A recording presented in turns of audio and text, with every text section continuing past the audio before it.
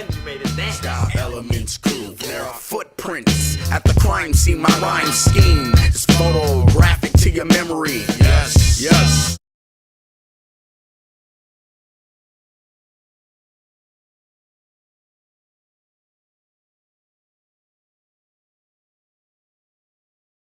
What's the deal? This is B-Boy Jeromski, Massive Monkees Rocksteady crew, Seattle, Washington represent. Peace, this is Bryson, Just B, Massive Monkees crew, also representing Soul Shifters.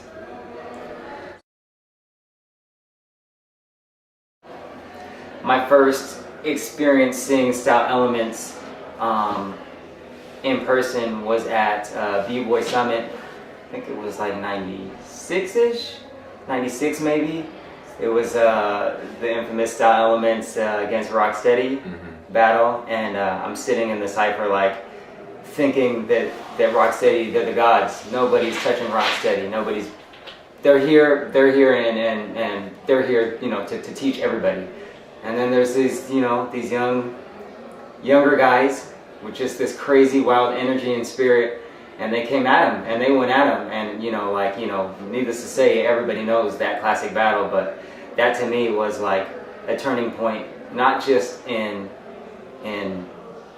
my career, but that was just a turning point on what I think the dance can be and can evolve to. My mind just expanded, like, yo, this b-boying shit is like, can be so much more and so much bigger. So, and then, you know, pretty much ever since then, you know, Style Elements has just been one of the two. I say it a lot. I say, you know, it's biggest influences in my history is, of course, DVS, Crew Through Fever and DVS, Rocksteady, which was everything that we learned at the beginning and were taught, and then Circle of Fire and Style Elements. And that Circle of Fire and Style Elements are just the expansion of mind of what b-boying really is, the essence of b-boying, being creative and bringing your own to the table. I think that we can take some of what we learned from that, and you see it in Massive Monkees, all these different styles, different flow, different energy, different everything, but the chemistry is just there. You see we're all on the same wave and on the same page. So.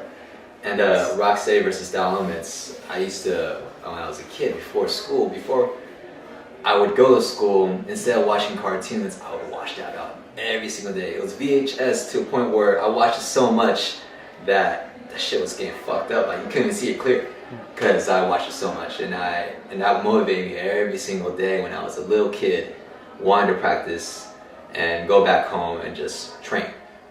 Think about breaking, going to school, think about all these new ideas, go back home, train. That really helped me out. And it was Style Elements versus Rocksteady, just how the raw essence and not just the foundational component of the dance, is them taking it to the level where, wow, like that's where it can be, and that opened up my mind. And it was different. It was different, yeah. And it was breaking, and they were going at it, and it was just, when you think that they were going to stop, they kept on coming. They kept on coming. This is like Ken Swift. This is Ken Swift at the time. Who's calling out Ken Swift? Who's calling these guys out at that time? Nobody. Incredible. Incredible. Yeah, incredible. Yeah.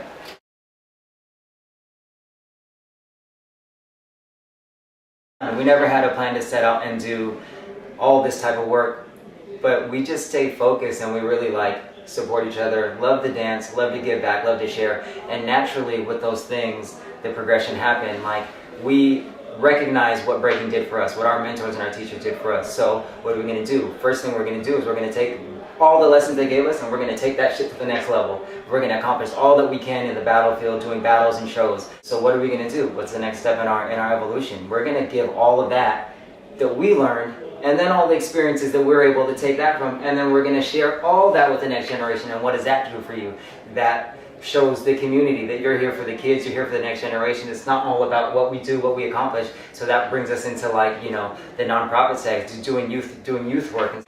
You know, we're b-boys. We grew up in the battlefield. We grew up battling. But we see a show like ABDC, like as cheesy as that shit can be or cannot, it's a way for us to represent our city of Seattle, go let our city know, because at that time, they're like, yo, when can we see you guys? Oh, you can check us out on MTV. And for some people, they wouldn't give us the respect for what we do if it was only an underground thing. Like, we took a little side road and did this thing, and as cheesy as some of it became, dude, it has opened so many doors of opportunity. It's brought so many more eyes to us, because they're like, oh, I remember seeing you guys on MTV. And you guys are in Seattle, and you guys are doing what now? Oh damn, you guys opened a studio in Seattle? This is awesome. I want to find out more about you guys. So never be afraid to push the boundaries, never be afraid what people's going to think. I'm just saying, you know, stay true to yourself. Stay committed to your crew, because of your crew people, because when everybody else is gone, your crew's going to be the only ones there for you. When people don't believe that you're going to be able to make something of yourself as a b-boy or a hip-hopper, the only people who's going to be on that same page with you is your crew. You know, or other hip-hoppers in the world. So, you know, respect each other, respect the culture in general. We just continue living life and doing what we're doing, and it just snowballs, one thing after the next. Like, dude, it just keeps on happening, and we stay positive about it. People think that you just have to be really dope. You have to win a competition. Be number one. Be number one in the world. Be number one. Win this big competition. Everything's coming at you. Everything's gonna come at you. Hells no. We've won a competition and nothing. A title comes and goes. Title comes and goes. We've been on TV. That even comes and goes. As fast as you get on TV and get that quick fame, as fast as you go out. We constantly hustle. We constantly work hard. We constantly crash and burn. We constantly learn. We constantly get hated on. People who hate, they're never there in the beginning, therefore they're never going to be there at the end. And people would say, keep it underground. People would say to keep it underground, they haven't lived it. They're living a selfish lifestyle. They're about me, me, me, me. Therefore, that's why they want to keep it underground. Because they've experienced the glorious moments of one-of-a-kind experiences where it's like aha moments, they want to share that to the world so people can experience that themselves. And therefore, everything, the whole process just becomes more beautiful and we're all connected. That's what it is. Like a very athletic art form. Yeah, man, we're athletic artists. That's what it comes down to. We're artists first. We're basically moving and trying to be one with the music and connected. If it's a cypher, you're just going and flowing. If it's a battle, of course you gotta bring your battle game on. But musicality is first more than anything, because if you're not dancing with music, you're just doing movement, and that's a sport. But we have to really respect our bodies, because doing what we do, especially if we're longer in the game, we're hitting our 30s and 40s, we do it strictly, not because we're an athlete, we do it strictly because we have the love for it, and therefore it has to be that art form, creativity aspect of it. And that's why people are still dancing in 30s and 40s, athletic moves, and that's just real.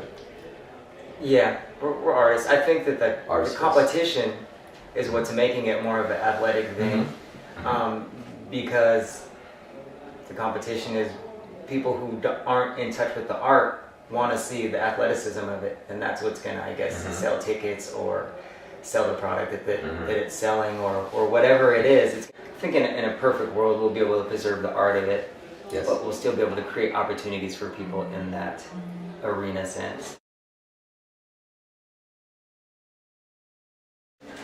So we just celebrated our 14th anniversary Massive Monkees Day. It was amazing. We had, of course, Style Elements, and you guys kind of helped make the event what it was. Yes. Definitely a part of the two hypest battles of the night. Celebrating 14 years of being b-boys, being artists, being a crew and a family, contributing to the community, and 14 years of just a wild roller coaster ride. Some of the recent projects that we did, we just opened our studio here at the Beacon, offering classes in all styles, of course specializing in hip-hop and funk styles. We're actually here for 3 months, so if you guys can help us do what we're really trying to do right now is do our fundraising so we can stay here permanently. So check a link, it'll be on massivemonkees.com. Shout outs to Bryson and Ronald for really leading the studio. A lot of sacrifice, a lot of commitment, a lot of BS they had to go through in order to make this studio possible. June 22nd, San Jose, California. Make sure to go to Style Elements 19th anniversary. Why are you talking like that? Please.